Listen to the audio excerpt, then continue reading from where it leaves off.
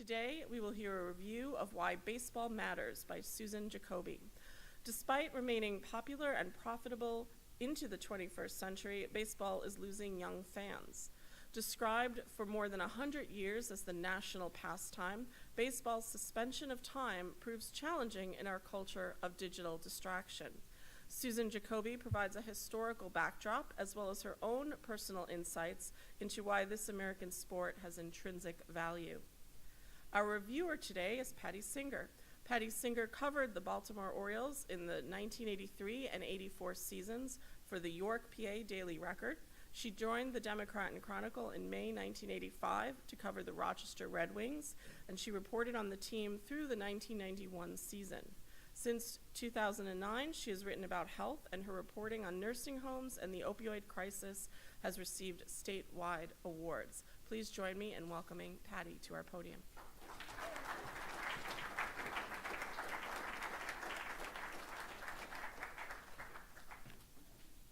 Thank you. Wow, it's quite a tradition here, and I'm very honored to be a part of that. And we can handle some Medicare questions afterwards, too, if you want, in case anybody read Saturday's paper. So thank you for the introduction. Ned, it's great to be part of this program, so thank you very much for having me in this legacy program. So before I started reading Why Baseball Matters, I had in my own head why the game is important. So think about how baseball has become part of the lexicon and the literature we use every day. Somebody says, how many chances do you get? 3 strikes and you're out. You feel at loose ends, you're out in left field. Success on the job, boy, you hit a home run on that one. Take a wild guess. Hopefully you'll at least be in the ballpark. If you're new to a situation, you ask somebody, what are the ground rules? And if someone does something unexpected, they threw you a curveball. So, and according to the Sporting News, more books have been written about baseball than any other sport. Ball 4, which I read as a young teen, and my parents gave it to me. They probably didn't think I'd get the references, which I didn't till I reread it as an adult, or they had no clue really what it was about. And then there were a little more PG-rated books like The Boys of Summer, other books by Roger Kahn and Roger Angel that wax poetic about baseball. There's Casey at the Bat, and the all-time best bit ever done on baseball is? There you go. All right. Baseball matters because baseball reflects life. So, as I was writing this, I'm thinking if you're Canadian, you'll make the argument that hockey reflects life. If you're South American or European, you'll say F-U-T-B-O-L, football, soccer to us reflects life. These are the sports that they're part of your culture. If you live in Montreal or in Brazil, the success or failure of your team seems like life or death. But think about baseball for a moment. It's played day after day after day, actually night after night after night, but you understand where I'm going with that. Once the season starts, the games are constant. It's not a once-a-week affair like football, but it's a daily grind like the jobs you used to have. So baseball can be simple, like life. As the introduction said, I wrote about professional baseball for about 10 years, covered the Orioles, then covered the Red Wings. I'm the only person who was glad to get sent down because actually it was a promotion for me. It was a better paper, so I was really happy to get sent down. I interviewed a lot of ball players, and I have forgotten most of what they said. But I remember what Red Wings outfielder Kenny Gerhardt, anybody remember Kenny Gerhardt? All right. Kenny Gerhardt said when I asked him what he was doing during a really good stretch of hitting, see the ball, hit the ball. That's what he said. It does not get simpler than that. Baseball also can be incredibly complex. I give you the infield fly rule as an example. So baseball, like life, is getting more complicated. Earl Weaver, remember Earl, right? He had index cards of what hitters did against pitchers and vice versa, and he was really ahead of his time. with that. I mean, talk about baseball books, 9 Innings, Daniel Okren, anybody ever read that book, talks about, he sits down with Earl, and they go through a whole sequence of what he's going to do in 9 innings and all his cards and everything else. But even with all of that, he had not yet reduced the game to statistical analysis. He still knew he had to put players on the field. The sabermetricians, right, those are the Bill James and that crew, they're the people, they turn everything into a statistics. Like, cleanup hitters are more likely to drive in a run when they have red meat for a pregame meal. So, I mean, this has turned baseball's poetry basically into pig Latin. The technology, you watch a game now, the technology shows where every pitch does or doesn't cross the plate. I mean, that's redundant. A swing and a miss, or swing and the crack of the bat to tell you all you need to know about where that pitch was. So I had all this as I was thinking, before I started reading, why the game's important. And then I read the book. And I'm not quite sure why baseball matters, other than the fact that this book is part of the Yale University Press series of Why X Matters. I haven't read any other books in this series, so that's full disclosure. So I can't tell you why acting, architecture, preservation, the Constitution, the Dreyfus Affair, I could tell you why that matters, but the handful of other topics, including trilling, matter. Those are all parts of this series so if you want to read why trilling matters, Yale University Press has somebody write about that for you. So Susan Jacoby is writing to fit a mandate of presenting a concise argument for continuing relevance of an important idea. That's the mandate of the Why X Matters. She tries to make that case in 171 pages, plus the intro, afterward notes, and acknowledgments for why baseball is important. She writes about baseball during the Civil War and how that conflict helped spread the game. She writes about the importance of baseball on the home front in World War II and how the game's greats sacrificed and risked their careers for their country. She writes about baseball and the Civil Rights Movement. It's interesting history, but I found myself trying to connect my own dots as to why this matters as to where we are today. But anyone writing about the importance of baseball in this day, when a shortstop who hits .220 makes that same amount of millions of dollars and doesn't mention how Curt Flood made that possible, I really have to wonder what's the matter. She does say that it's a travesty that Marvin Miller is not in the Hall of Fame, but she makes no mention of Curt Flood or Dave McNally or Andy Messersmith, and those are the three who made Miller notorious among the owners. And to this crowd, I'm sure you know who all those three people are. If you don't, Curt Flood challenged the reserve clause and led us to the era of free agency, really, that we have in all of our professional sports. Susan Jacoby writes about her love of the game, which started when she, quote, knocked back Shirley Temples while watching ball games sitting on a stool in her grandfather's bar, which was the first place in her Chicago neighborhood to have a color TV. By recalling her favorite times watching baseball, she brought back some of my baseball memories. And really, they weren't about the actual game. I still see Frank Howard at the plate. Remember Frank Howard? Swinging, I swear he had a toothpick in his hands. It was not a bat, it was a toothpick. I remember Reggie Smith's first Grand Slam.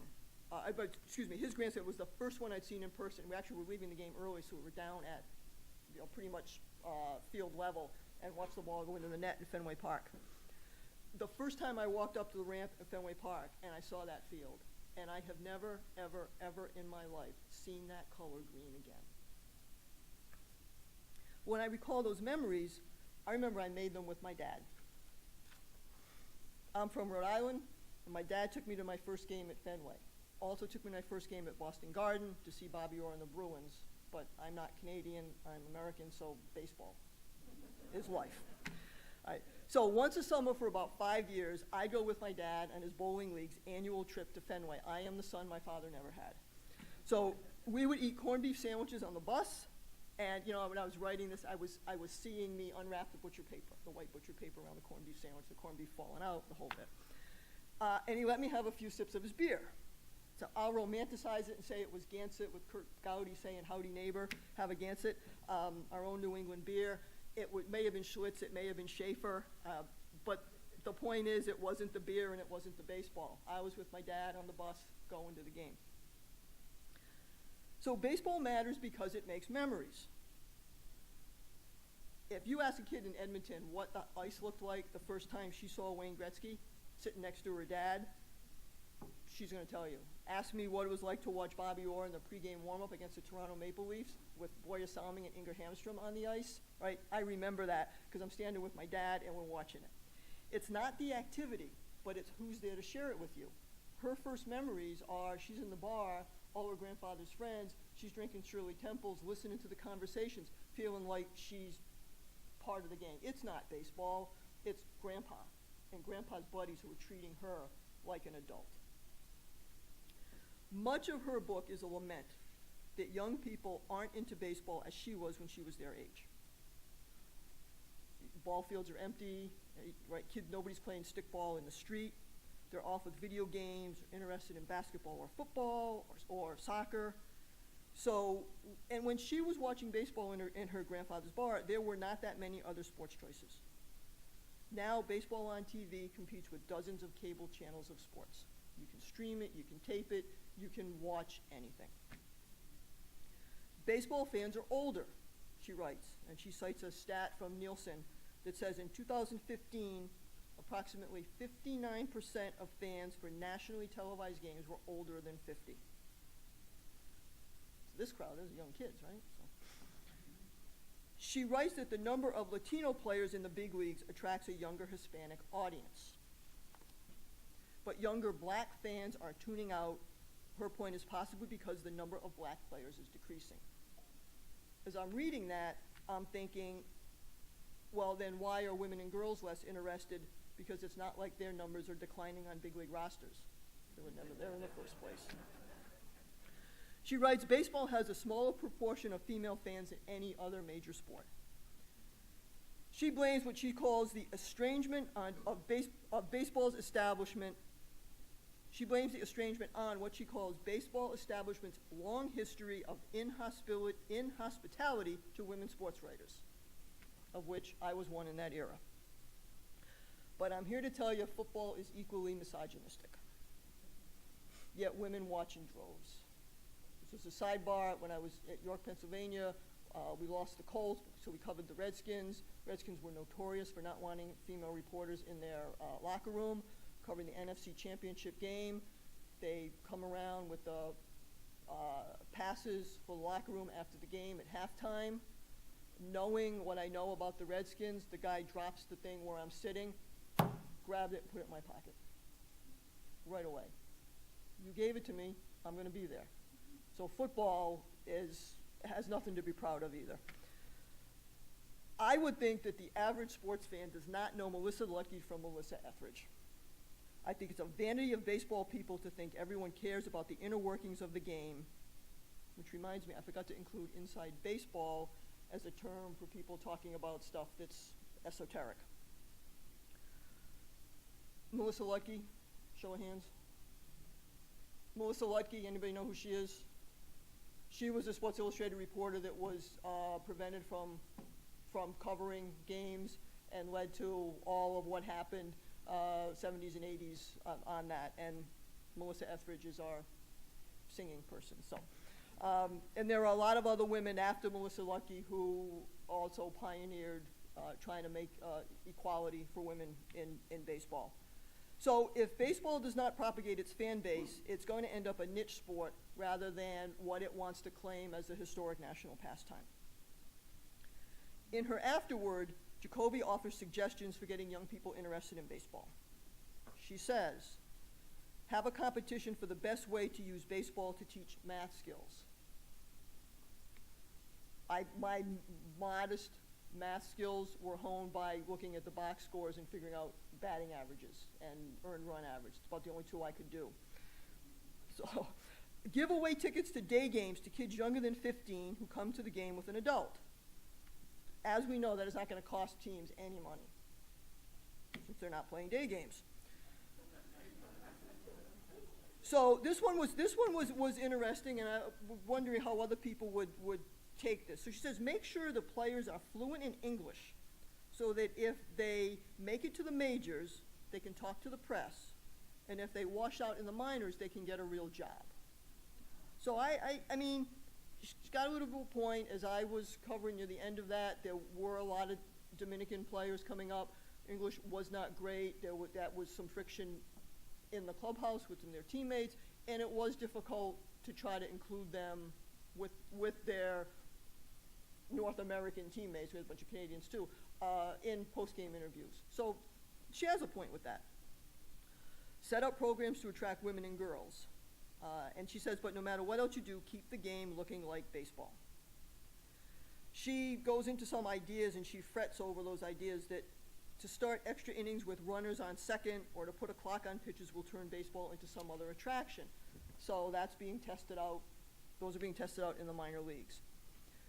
The speed of the game or lack thereof, that's been a complaint for a long time. But interestingly, some of you remember probably from Little League game or high school games, when you're playing the game, it's a lot faster than it looks. There's a lot going on there. When you're writing about the game, it can be going at warp speed. So when you're awaiting the result of every pitch or trying to write between batters, and the game is moving very quickly, and when you need to use the restroom, you're just praying for a pitching change. And I find it interesting reading that people want to speed up baseball when other sports are slowing down. So hockey now has timeouts, and they have coaches' challenges. So if you think somebody was offside, you can challenge it. I mean, that's 5 or 10 minutes by the time they go to Toronto and where the situation room is. I mean, that's crazy. Football officials were looking into little TV cameras to see if they made the call or not. So no one seems overly annoyed by those delays. So why do we care that baseball is slow? She says young people don't have the patience for baseball. If you want to dump on young people and you want to generalize, you can say they don't have the patience for a lot of things, but yet they will spend hours on a video game, so I don't know that you can really make a conclusion about their attention spans. The issue that Jacoby didn't mention, although she was in the ballpark, when she talked about baseball's role in education. Every sport has a logic, but baseball's may be more analytical. It's been compared to chess, right? Pitching changes, and the righty and the lefty, and the lefty and the lefty, and who do we want to move, and double switches, and all that stuff. So how's chess doing among the masses? The issue is we are not training analytical minds. Right? Football's analysis. 2 300-pounders collide, and they collapse on a ball carrier. Not a lot to analyze there. Hockey's analysis happens really fast, and a lot of people will miss the subtleties of the fact that you blame the goalie for the goal, but you know what? The left wing didn't come back on his person. And it takes 3 replays in super slow motion to see where the mess up was at center ice that caused the goal. Soccer's analysis and logic may be the closest to baseball, and that's the world's most popular sport, right? And that's a slow, methodical game, 1-0, high scoring. So if we're not training analytical minds, how do we expect young people to grasp the finer point of the game that is as much cerebral as it is physical? The pitcher can know that the batter cannot handle a slider on the inside part of the plate, because our sabermetricians and Earl Weaver have told us that. But if the pitcher misses that spot by an inch, the hitter's a hero and the pitcher's in the showers. Or the hitter swings and misses because he was guessing fastball, because that's what the pitcher threw 2 previous times when he got him out. Okay, so let's go back to our premise. The book jacket for Why Baseball Matters is a photo of a 20-something guy, upper deck of a ballpark, looking at the action through his phone. I mean, there's no way he can see the plate from where he's sitting. All right, so I used to bring binoculars and a glove to the ballpark, and now people bring their phones. You know, and it's not to listen to the action. When we went to the ballpark, and we brought our transistor radio, we listened to Vin Scully, listened to Kurt Gowdy, listened to Harry Carey. So you were listening to that. You still were sitting, well, probably not as far away as this is in Martin Stadium. You're still sitting pretty far away. You hear a swing, 1 Mississippi, 2 Mississippi, 3 Mississippi, you hear the crack, right? So you were pretty far away, but you're listening to the game. So now they're bringing these things to see the game, or maybe they're bringing it to play with some kind of fantasy version of the game. So it also points up that we live in a time where there are a lot of choices, because he's watching the game on his phone, but he could be doing a ton of other things on that phone. We have so many choices in leisure activities and so many places to spend what for some families are scarce dollars. The issue, Jacoby's saying, is getting baseball to matter to the next generation. She ends her book by calling it a patriotic duty for adults who love the game to pass that fondness on to their children. As I was reading that and typing this, I'm thinking, what was the jingle? Baseball, apple pie, and Chevrolet. Right. So now that you have your brain worm for the rest of the afternoon. Susan Jacoby says baseball matters because, quote, it stands up and out in the lowest common denominator American culture of distraction, disruption, and interruption. For me, this is still her words, this distraction makes baseball the most intellectually stimulating, emotionally satisfying, and downright glorious pastime ever devised. But didn't she just say earlier that young people were very distracted? Again, I'm not quite sure where she was going with a lot of this. She ends up by exhorting all those who love the game to proselytize to the unconvinced, to, quote, make sure baseball continues to matter one kid at a time, one adult at a time. I am very glad that baseball matters to Susan Jacoby, and I am very glad it matters to a lot of people for whatever reason it matters to them. I started the review by saying that baseball is a metaphor for life, and its language has become part of our everyday speech. But let's not make baseball more than it is. I don't romanticize baseball to think it will save Western civilization or even American civilization. I struggled mightily to come up with an ending to this review that would bring it full circle. I started to write how baseball matters to me now because it mattered to me as a kid and as a young adult because of my memories. It mattered to me for years because it put food on my table as a baseball writer. But really, baseball doesn't matter to me in that way anymore. I don't watch the game. I cannot put together a team of current players. I am glad the game exists. I don't want you to get me wrong. I'm glad people love it, and I'm glad for my New England roots that the Red Sox won the World Series, even though when I was a kid, they were beyond wretched. And it was something I had a cousin who died at 105 years old, and up to the point of her death, she could say she saw both Red Sox World Series victories. So that shows you there was a long time in between. I am glad I wrote about baseball, and I am glad I met all the people I did through baseball, and they taught me wonderful lessons. I'm thinking maybe it's this book that doesn't matter to me. Okay, seriously, I mean, the game matters, but Susan Jacoby, like a lot of people who write about baseball, overdoes it. As I read the book, as I wrote this, I remembered an exchange between the Washington Post writer Thomas Boswell and Orioles pitcher Jim Palmer.